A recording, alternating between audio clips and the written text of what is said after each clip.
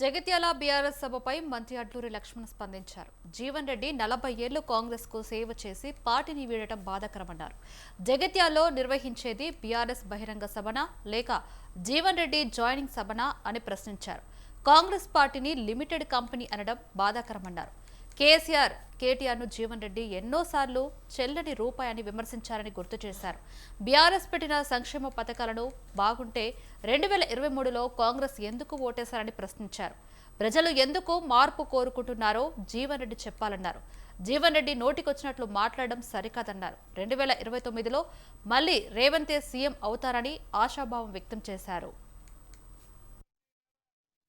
చెప్పేది ఏంటంటే ముఖ్యమంత్రి రేవంత్ రెడ్డి గారి మీద తిట్టుడు కొంచెం బంద్ చేయండి.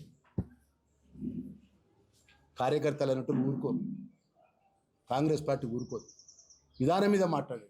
రేవంత్ రెడ్డి గారు లిమిటెడ్ కంపెనీ అని మాట్లాడుతున్నారు. ఇలా కాంగ్రెస్ పార్టీ కార్యకర్తలు, దళితులు, బీసీలు, బలైన వర్గాలు, పేద వర్గాలను నిర్మూలన చేసాడు కాంగ్రెస్ పార్టీ. కాంగ్రెస్ పార్టీకి పీసీసీ అధ్యక్షునిగా పనిచేసాడు. కాంగ్రెస్ పార్టీ కష్టకాలంలో ఈ రాష్ట్రంలో గ్రామ గ్రామాన ప్రతి ప్రాంతంలో పాదయాత్ర చేసి కాంగ్రెస్ కష్టకాలం ఉన్నప్పుడు ఏదైతే బీఆర్ఎస్ పార్టీ పరిపాలన మాజీ ముఖ్యమంత్రి కేసీఆర్, కేటీఆర్, హరీష్ రావు ఏదైతే సామ్రాజ్యాన్ని ఏదైతే మేమే రాజుల మేమే దుర్లో రాజ్యాన్ని చేసినప్పుడు ఎదిరించి పోరాటం చేసినటువంటి పీసీసీ అధ్యక్షునిగా వారి నాయకత్వంలో మీరు పనిచేసిన మేము పనిచేసినాం. ఇదే జగిత్యాల పాదయాత్ర కూడా చేసినాం మనందరం చెలిగల నుంచి. ఆ విధంగా చేసుకుని ప్రజలు మార్పు కోరుకొని ముఖ్యమంత్రి అయిన తర్వాత 2 సంవత్సరాలకి ఇంత విషయం పెట్టుకొని కుట్ర పెట్టుకొని మళ్ళీ చెప్తున్నాం. మేము మళ్ళీ మొన్న చెప్పిన ఇప్పుడు కూడా చెప్తున్నాం. ఎందుకు మార్పు కోరుకుంటున్నాం చెప్పమంటున్నాం.